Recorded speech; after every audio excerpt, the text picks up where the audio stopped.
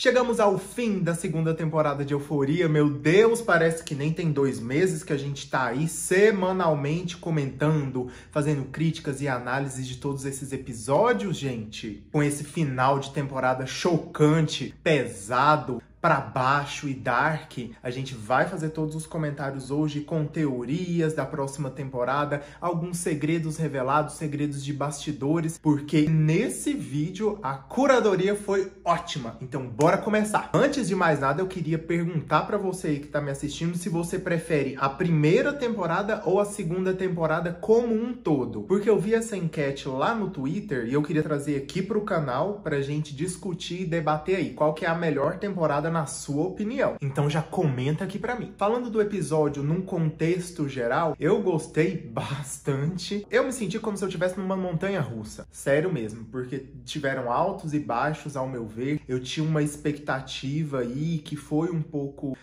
quebrada. Não sei se vocês também tiveram. Graças a Deus eu não assisti ao teaser, porque senão eu teria ficado com a expectativa muito mais alta. E esse final foi bem pesado mesmo. Várias questões aí sendo abordadas. E eu consegui ter todos os sentimentos possíveis dentro dessa 1 hora e 1 minuto de episódio. Então, fiquei com medo, fiquei tenso, eu dei muita gargalhada no desenrolar ali da peça, eu fiquei aflito, eu fiquei choroso, romântico, porque a gente tem aquele desenvolvimento da Lexi com o Fesco e é muito fofinho. Tiveram também aí vários momentos de ação durante o episódio. Teve cena de briga, teve tapa na cara.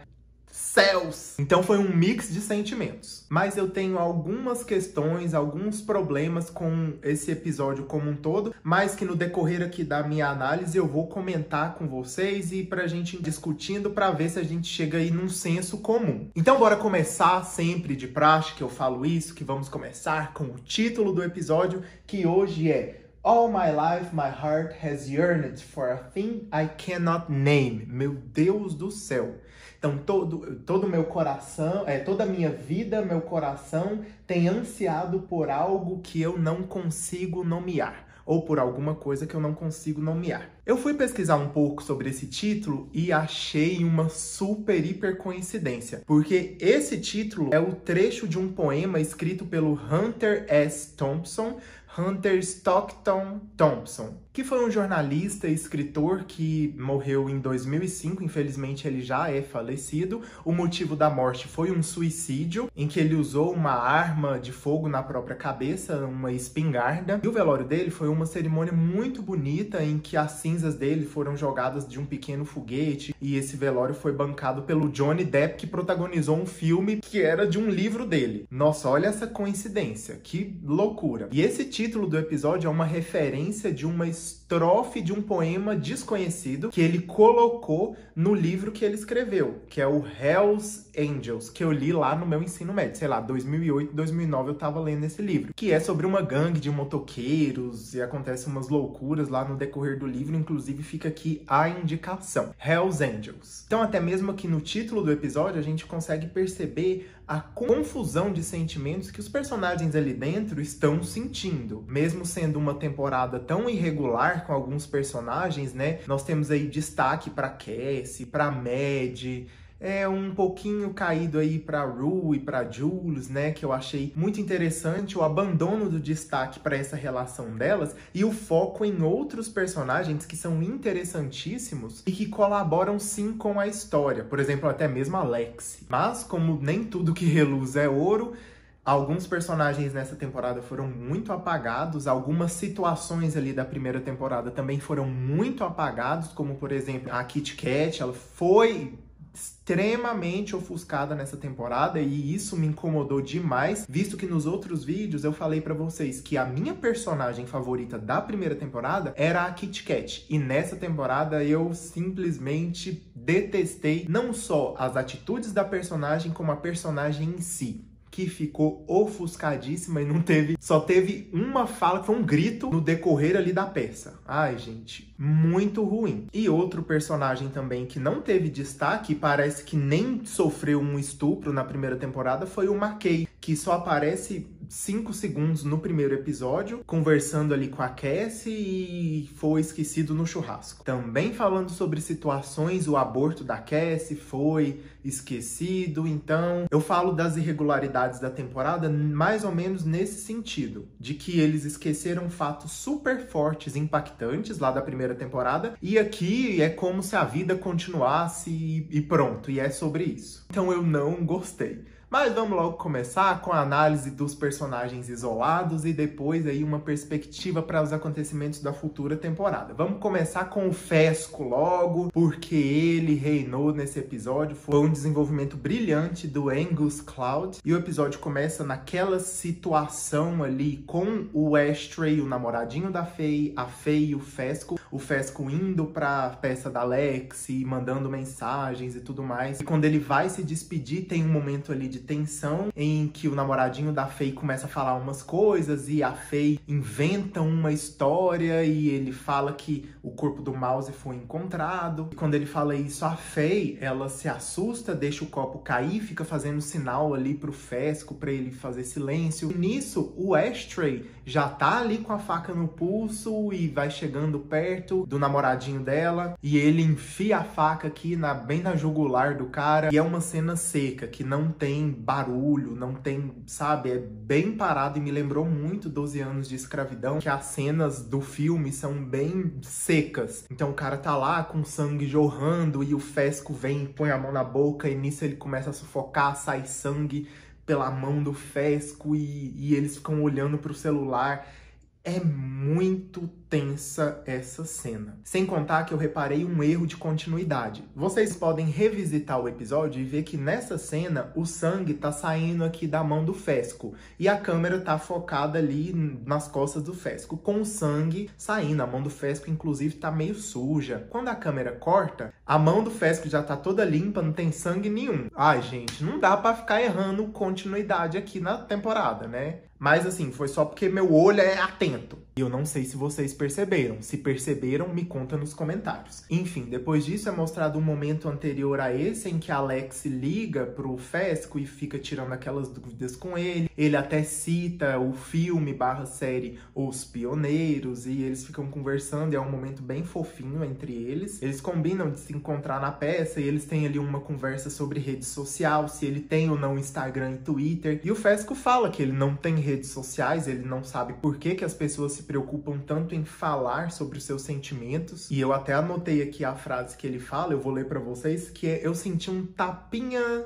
de luvas de pelica na cara da sociedade. Porque ele fala o seguinte: por que eu quero saber o que as pessoas estão pensando ou sentindo? Isso estraga o mistério. Gente, Fesco fofíssimo, eu acho esse casal muito bonitinho, eles têm muita química, eu gosto bastante deles e estou aliviado porque o Fesco ainda continua vivo. Amém! E depois dessa conversa, é mostrado uma mensagem que o Fesco manda pra ela, on my way, né? Eu tô indo, tô no meu caminho. E eu lembrei muito de um episódio de Glee, lá da 4ª temporada, em que a Queen manda uma mensagem que tá indo pro casamento da Rachel e do Finn, e ela fala: I'm on my way. Tô no meu caminho, e aí acontece um acidente, ela fica paraplégica por um tempo. Meu Deus, eu lembrei muito desse momento. É porque eu amava Glee. Em seguida, a cena volta para aquele caos lá do assassinato, e o Fesco agride o Ashtray, fala pro Ashtray pegar todas as coisas ali da casa e sumir, porque a polícia tá chegando, e daí vai prender todo mundo, e isso não pode acontecer. E o Ash vai pra área de limpeza lá dentro da máquina de lavar e começa a pegar balas e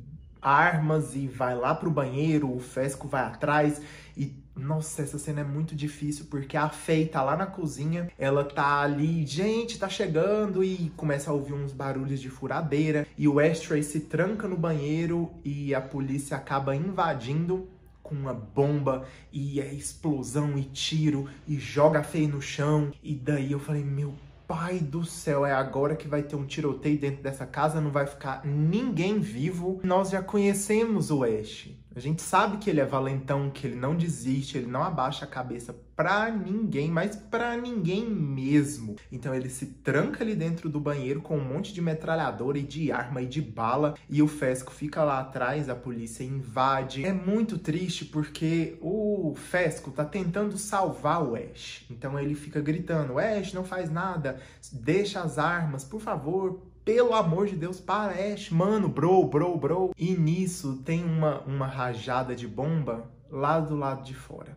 E o Ashtray acha que eles balearam o Fesco e o Ash dispara muitos tiros. Mas eu fiquei inconformado, eu fiquei muito inconformado porque, nossa, que ódio! E o Ash acha que a polícia baleou o Fesco, mas a polícia não baleou o Fesco. Então acontece todo um tiroteio, mas o Fesco fica falando: Ash, para! Por favor, para, eu tô aqui, tô vivo, sei lá. Então os tiros são cessados e o policial entra dentro do banheiro, encontra o Ash ali deitado no chão. Mas eu sabia que isso ia acontecer, ainda eu tava assistindo e falei: ó, o Ash vai matar esse policial. Dito e feito, o Ash levanta e dá um tiro no policial e mata. E nisso, o laser da polícia vai bem em direção à barriga do Ash, sobe pra cabeça e é disparado. Enfim, temos a morte do Ashtray. Eu fiquei muito triste. Não queria que o Ash tivesse morrido. Inclusive, já vou pular lá pra frente em que tem um velório, que é o velório do pai da Rue, que as palavras que a Rue fala tanto servem pro pai dela, mas também um pouco pro Ash. Eu até fiquei em dúvida. Eu falei: ah, meu Deus, entendi. Essa cena aí, então, é lá do velório do Ash, porque a Dia que tá ali no canto, ela tá mais velha, ela não tá tão novinha. Então eu até achei que era isso, mas depois a gente entende que é o velório do pai mesmo. Mas as palavras que ela fala muito cabem pra morte do Ash. Ainda dentro desse núcleo, eu anotei aqui uma observação da Faye, que ela é muito inteligente em segurar ali o tempo, né, inventar a história. Ela fala que a Lori que tá por trás do assassinato do Mouse. Então a perspicácia que ela tem em enrolar o assunto e tirar a atenção ali do Ash é sensacional. Ela é inteligentíssima e que bom que ela tá do lado do Fesco. E outra coisa que eu coloquei de observação foi o momento em que ela vê as câmeras ficando em ponto cego. A polícia vai colocar, nesse momento eu achei que nem era a polícia que tava invadindo, e sim que era, sei lá, uns bandidos. Mas, nossa, que raiva, viu? Que raiva. E temos aí a despedida do Ash. Muito triste. Vou falar agora sobre o Nate, porque ele não teve um desenvolvimento atrelado aos personagens ali da peça. Teve uma história bem lateral ao que tá se passando ali do ambiente da peça, então vou falar sobre ele agora. No momento em que tá tendo toda aquela invasão da polícia e armas e tal, são colocadas cenas em que tem uma pessoa dirigindo, umas armas, umas balas, e aí vai cortando e vai lá pra casa, depois vai pra essa pessoa dirigindo, e a gente já entende que é o Nate. Ele chega num galpão em que tá tocando uma música estereotipada pra gay, e é claro que a gente já sabe que ele vai encontrar o pai. E o Cal tá lá com alguns amigos, alguns gays, e em uma festinha. Inclusive, as gays ficam tudo: nossa, esse é seu filho, meu Deus, meu Deus. Eles têm uma conversa ali bem triste, bem bad vibes. Mas me surpreendeu muito a maturidade do Nate, porque nem parece que ele é o Nate que a gente viu aí no decorrer de 2 temporadas. Ele chega e já pede um abraço pro pai, e daí ele, né, claro que ele não pode deixar de responsabilizar o pai pelos problemas dele. Ele fala pro pai que eles dois têm algo em comum, que é machucar pessoas que eles gostam. E é aí que vem uma parte que eu não gostei tanto, porque, ai gente, eu queria o caos. Não sei vocês, mas eu queria sim que o Nate tivesse sido abusado pelo pai. Eu sei que é horrível eu falar isso, mas justamente para fazer o contraponto com as atitudes desse cara. Não é possível que somente por conta dele ter visto, e eu já tô tentando diminuir, mas é o que eu quero fazer. Ele viu o pornô do pai e ficava imaginando o pai comendo ele. Meu Deus, isso é muito bizarro. Mas essa justificativa eu tava achando muito fraca. Pro Nate ter todo esse desvio de caráter, essa agressividade que ele tem, eu achava que ele tinha sim que ter sido abusado pelo pai por conta de todo esse histórico que a gente tem sobre ele. Mas é interessante ver do ponto de vista social, principalmente por conta dos inúmeros casos que estão acontecendo lá nos Estados Unidos de pornografia infantil, que essa série aborde dessa forma. Então, depois que eu fiz uma breve reflexão sobre isso, eu gostei e engoli essa história, mas eu queria que o Nate tivesse sido abusado para justificar todas as péssimas atitudes que ele tem nos outros episódios. Se você concorda comigo, comenta aqui também. Então, depois que o Nate conta lá pra todo mundo que achou esses pornôs do pai trepando com outras pessoas e que se viu várias vezes como sendo comido pelo pai, o pessoal ali sai de cena, porque o rolê pesa, eu achei até, eu falei, Maria, meu pai do céu. E o pessoal sai e o Nate tira um pendrive ali do bolso, mostra pro pai e fala, tá tudo aqui. E nisso chegam os carros e a luz da polícia atrás do Cal. Ai, meu Deus, que raiva! E o Cal fala, filho, não faz isso, não precisa fazer isso, por favor. Ele implora, mas o Nate abre a porta, a polícia entra, e é a última cena que a gente tem do Cal e do Nate até o momento. Até então, né? Vamos ter outra cena dessa só lá em 2024, que é quando vai sair a terceira temporada. Ai, que triste. Então, o Cal é preso e realmente eu volto a falar que foi interessante ver isso do ponto de vista social, porque acho que nenhuma série até então, não que eu tenha assistido, abordou tão bem essa questão de abuso dentro da família e pornografia. Vamos agora falar sobre a bendita peça. A Cassie tava com sangue nos olhos, ela entra, faz uma entrada triunfal, porque no episódio anterior ela tava lá, sabe, soprando na porta, irritadíssima, e a entrada dela é perfeita. A Rue olha e fica, ai, tipo, fazendo caras e bocas. A Mad também. E a Kit Kat também fica olhando ali no cantinho. Gente, a Kit Kat é muito esnobada, meu Deus do céu. E a Cassie vai pro palco, vira um grande casos de família ali naquele palco. A mãe entra depois. Então, tem uma baita exposição familiar. E a Cassie fala que a Alexia é muito egoísta e que ela se acha melhor do que todo mundo pra estar escrevendo e julgando todos do seu ponto de vista. Ela toma conta do palco, inclusive pede aplausos da plateia, a plateia aplaude, vai virando um caos e uma energia caótica que é muito bom. Daí o pessoal da plateia vai perguntando, o que é isso aí? Isso faz parte da peça? Como é que é? O que tá acontecendo? E a Cassie acaba falando que a Alexia só foi espectadora a vida inteira, que ela não tem capacidade pra fazer isso, e era um caos, e a Mad grita, e uma fica chamando a outra de puta, de vagabunda, e a Mad vai pro palco, e a Kit Kat vai atrás, e corre todo mundo. Meu Deus do céu. Assim como no episódio anterior teve aquele caos na cena do Nate, nessa teve esse caos que eu nem consigo explicar. E a Mad vai e corre atrás da Cassie, dá um tapa na cara dela, elas vão correndo lá pra fora, e a Cassie, meu Deus do céu, a Cassie, ela fica acabada, a Mad pega na cabeça dela e joga contra um quadro, e depois lá na frente vai aparecer ela toda ensanguentada e descabelada. O caos inerente. Nesse final é muito reflexivo. Eu fiquei irritado com a série porque para todas essas mini histórias sempre teve uma mensagem que deixou o tom mais pesado. Nesse caso da Cassie, ela fala que antes de entrar no palco e ter toda essa cena maluca, o Nate já tinha chutado ela. E a Mad fala, isso não me surpreende, isso é só o início. E sai. Vale mencionar aqui também a mãe da Cassie, que faz, assim, um papel extraordinário. Ela fica lá toda perdida no palco, depois fala que sim, é da peça, e tava tudo programado, e dá parabéns pro Ethan, que interpretou ela muito bem.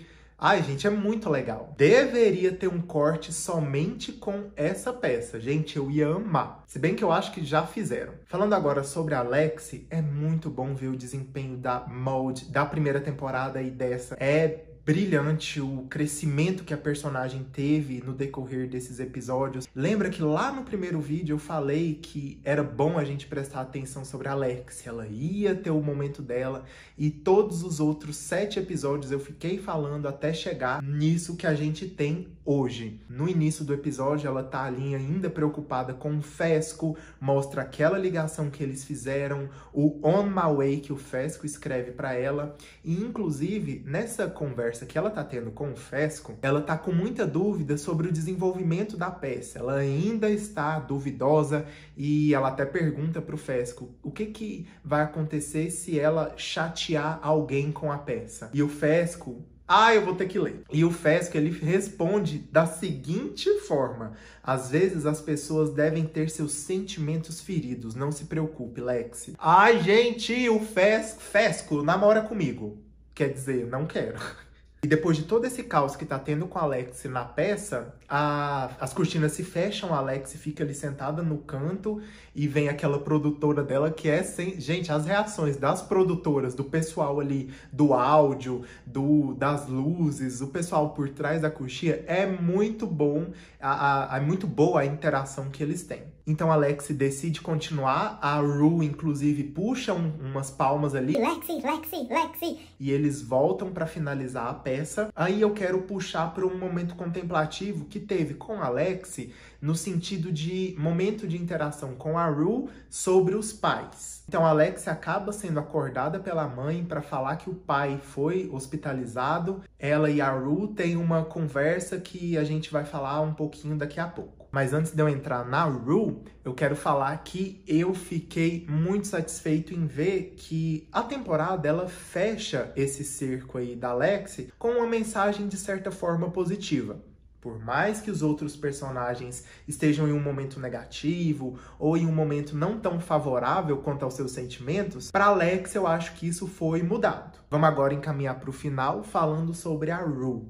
No momento que tá lá no caos da peça e todo aquele, meu Deus, aquela bagunça, a Rue olha para trás e fala que conversou com o Elliot alguns dias atrás. Daí eu falei, ai que saco, vai cortar e vai para essa cena desses dois, que ódio. E realmente isso acontece.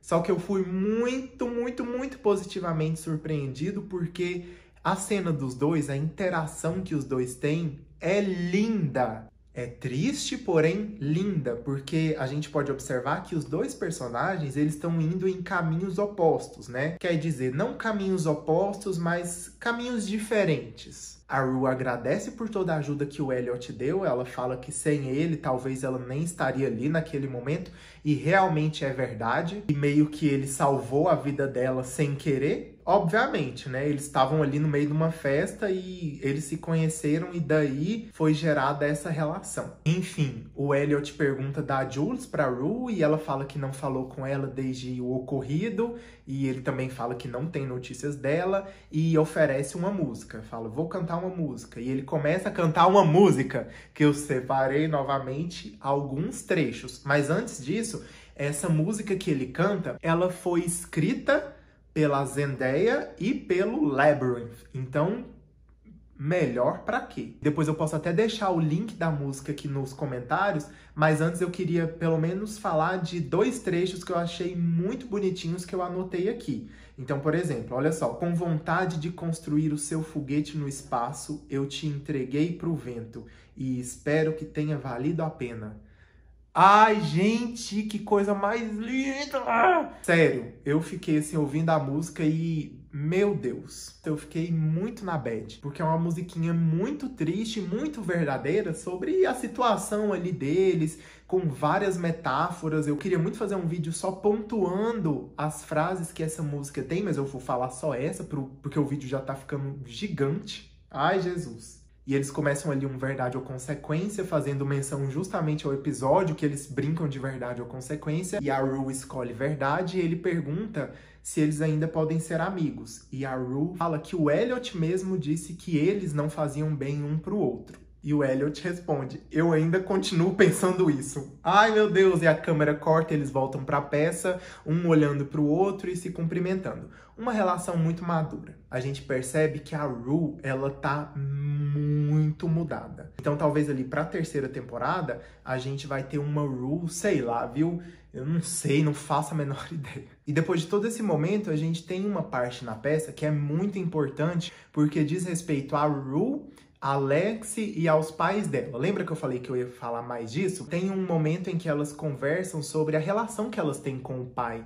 E elas ficam meio que comparando o que uma sente, o que a outra sente. E é um sentimento meio que mútuo, porque o pai da Rue morreu e o pai da Lexi, né, é sumido aí nesse Brasil, nesse mundo. A Rue, inclusive, agradece a Lexi porque ela nunca tinha visto a vida dela, nunca tinha olhado para a vida dela de maneira tão atenciosa. Realmente é uma coisa bem forte e pesada o que a Rue já viveu. Eu acho que ela não tinha, assim, consciência do tanto que a vida dela é importante e das relações que ela tem com a família e com os amigos. E a Lexi até comenta que todas as vezes que o telefone toca é um peso, assim, dela achar que é aquela notícia do pai dela, porque justamente quando ela tava dormindo, a mãe dela acorda e fala que tem notícias do pai, o telefone toca, então quando ela vai ver, o pai tá lá deitado na cama, todo acidentado, e é bem triste mesmo, e a Rue fica mesclando as cenas com o velório e com algumas palavras que a Rue fala sobre o pai dela. Enfim, eu achei muito contemplativo, até mesmo porque a cena vai mesclando momentos da peça e momentos lá da Rue mesmo e da Lexi, e a peça até acaba com as duas dando um abraço uma na outra e falando "senti sua falta". Ai, meu Deus!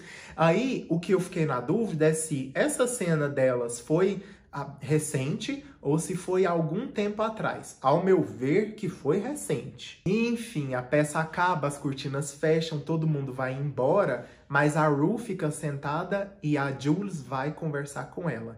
E é uma conversa tão bonita que as duas têm uma com a outra. Gente, é muito bonito ver a maturidade que uma tem com a outra e essa relação delas, apesar de estar terminada, não foi um término baseado na raiva, nem no ódio e nem em ressentimento, e sim no respeito e no amor.